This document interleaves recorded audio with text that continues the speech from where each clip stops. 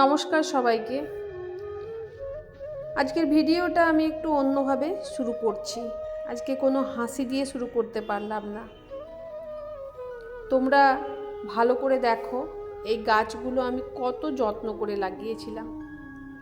প্রতিটা চারা যখন মাটিতে বসিয়েছি তখন মনে একটা আলাদা আনন্দ ছিল।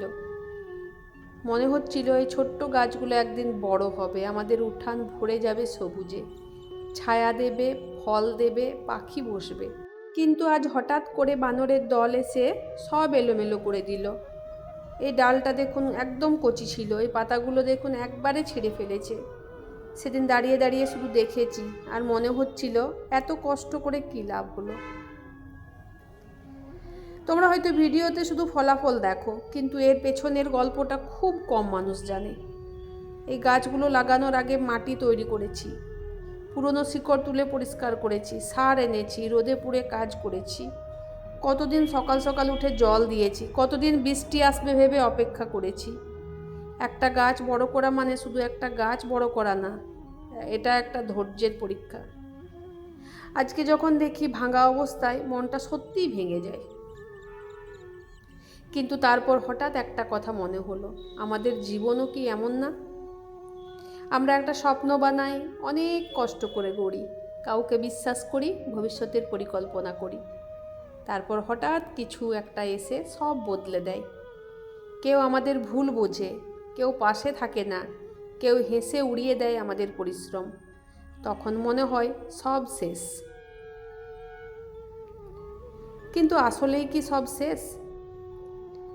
আমি একটা জিনিস লক্ষ্য করেছি, গাছ কখনো অভিযোগ করে না, গাছ কাউকে দোষ দেয় না, গাছ চুপচাপ দাঁড়িয়ে থাকে।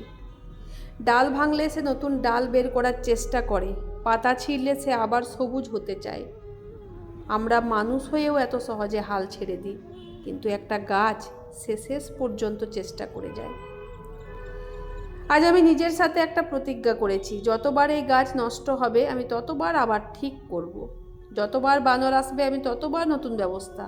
কারণ আমি হারতে শিখিনি। আমি জানি ভালোবাসা দিয়ে লাগানো কোনো কিছু একদিন না একদিন ফল দেয়। আর যখন মন খুব খারাপ হয়ে যায় তখন আমি একা বসে থাকি না, আমি চলে যাই আমার গোপাল ঠাকুরের কাছে। ছোট্ট করে ফুল দিই, প্রদীপ জ্বালাই, চুপচাপ বসে থাকি, কাউকে কিছু বলি না, কিন্তু উনি সব শুনে নেন। আজ আমি গোপালের নামে একটু আয়োজন করেছি। এই আয়োজন খুব বড় কিছু না, কিন্তু এতে আমার মন আছে। আমি বলেছি, হে গোপাল, যেমন করে তুমি বৃন্দাবনের প্রতিটা প্রাণীকে আগলে রেখেছিলে, তেমন করে আমাদের এই ছোট্ট বাগানটাকে আগলে রেখো। আমাদের ঘরে শান্তি দাও, আমাদের মনে শক্তি দাও, আমাদের পরিশ্রমকে ব্যর্থ হতে দিও না। আজকে যদি কেউ এই ভিডিওটা দেখে থাকো আর যদি তোমাদের কোনো ভাঙা স্বপ্ন থাকে, তাহলে একটা কথা বলবো, হাল ছাড়বে না। তোমার ভাঙা জায়গা থেকেই নতুন কিছু জন্ম নিতে পারে। একটা কুড়ি ফোটার জন্য পুরো গাছ সবুজ হওয়া লাগে না, একটা আশা বাঁচার জন্য পুরো পৃথিবী ভালো হওয়া লাগে না। শুধু তোমার মনটা বাঁচিয়ে রেখো। ভাঙা ডাল মানেই শেষ না, নষ্ট গাছ মানেই মৃত্যু না। আবার বসন্ত আসবে, আবার সবুজ হবে, আমাদের উঠানেও হবে, তোমাদের জীবনেও হবে। অনেক দিন থেকে ইচ্ছা ছিল যে আমি গোপালের জন্য একটুখানি পুজোর ব্যবস্থা করব, পুজোর আয়োজন করব, সেবা করার চেষ্টা করব গোপালের। জানি না কতটা কী পরিমাণে আমি গোপাল সোনার সেবা করে উঠতে পারি, কিন্তু যতটুকুই করি, যদি আমি একটা বাতাসা আর জল দিয়েও থাকি আমার গোপালকে, সেটা কিন্তু আমার ভক্তি ভরেই আমি দিই, মন থেকেই দিই। আর সব সময় আমি গোপালকে একটাই কথা বলি, হে গোপাল, তুমি সবাইকে ভালো রেখো, সবাইকে আশীর্বাদ করো, কারণ তোমার করুণা ছাড়া এই জীবনটা পার করা খুবই মুশকিল। এতটা কষ্ট এই জীবনে আছে প্রত্যেকটা মানুষের, শুধু আমার বলে নয়, প্রত্যেকটা মানুষের জীবনে কষ্ট কিন্তু আছে, কারোর কষ্ট কম, কারোর কষ্ট বেশি। জন্মটা যেমন সত্য, মৃত্যুটা যেমন সত্য, আলোটা ওঠা যেমন সত্য, অন্ধকার হয়ে যাওয়াটা যেমন সত্য, সেরকম মানুষের জীবনে সুখ দুঃখটাও কিন্তু সত্য। সুখের সময়টা আমরা সবাই খুব এনজয় করব, ভালোভাবে কাটাবো, আর দুঃখের সময়টা আমরা অভিযোগ করব, এটা হলেও কিন্তু চলে না। আমি আমার গোপালকে একটা কথাই বারবার বলি, হে ঠাকুর, হে গোপাল, যদি কষ্ট দাও তাহলে সহ্য করার ক্ষমতাও দাও। আমাদের মানুষের মনগুলো যাতে এতটা ভেঙে না পড়ে যে কষ্ট সহ্য করতে করতে ঈশ্বরের উপর থেকে বিশ্বাস ভরসা যেন উঠে যায়, এটা যেন না হয়।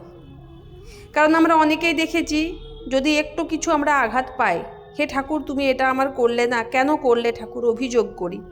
কিন্তু যখন আমাদের জীবনে সুখ আসে তখন কিন্তু একবারও ঈশ্বরকে আমরা বলি না যে হে ঈশ্বর তুমি এটা আমাদের জীবনে এনে দিয়েছো, এই কাজটা তুমি করে দিলে, এটা কিন্তু একবারও তখন আমরা বলে উঠি না।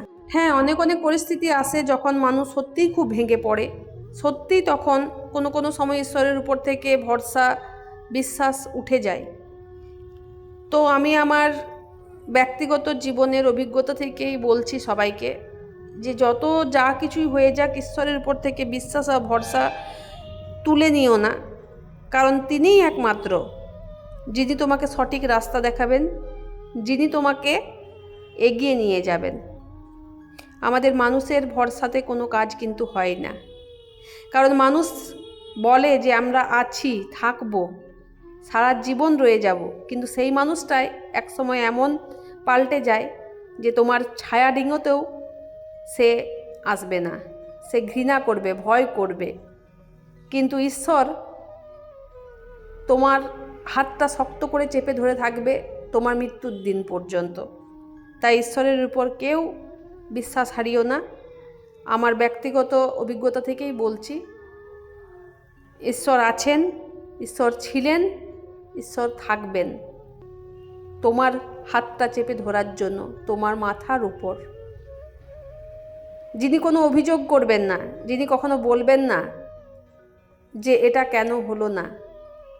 আমরা তার উপর অভিযোগ করতে পারি, কিন্তু তিনি কোনোদিন বলবেন না।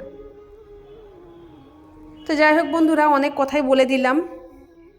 আর আমার এই কথাগুলো তোমাদেরকে শোনাতে বা তোমাদেরকে বলতে খুবই ভালো লাগে। জানি না তোমাদের কার কেমন লাগে কথাগুলো। তো আজ গোপাল সোনার জন্য ছোট্ট একটা আয়োজন করেছিলাম।